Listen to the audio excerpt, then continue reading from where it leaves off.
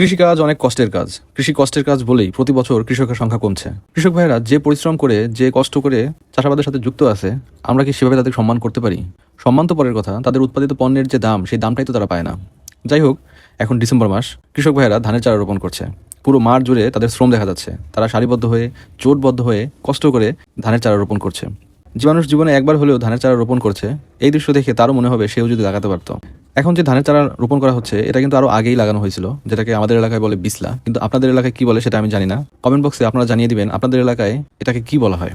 তো ধানের এই বিসলা উঠাতে বাড়ির মহিলারাও কিন্তু অনেক কষ্ট করে, তারা কিন্তু সাহায্য করে পুরুষ মানুষদের। এখন শীতের সিজন, চারিদিকে শুধু ধানই লাগানো হচ্ছে না, নানা ধরনের সবজি সহ চারিদিকে সরিষা ফুলও দেখা যাচ্ছে। আর এই ডিসেম্বর মাসে যে চারা রোপণ করা হচ্ছে, মানে ধানের যে চারা রোপণ করা হচ্ছে, এটা কিন্তু উঠবে এপ্রিল কিংবা মে মাসে।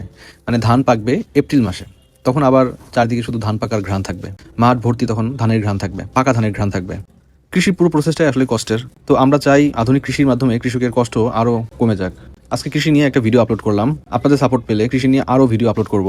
ভিডিওটি যদি ভালো লাগে শেয়ার দিন। ধন্যবাদ।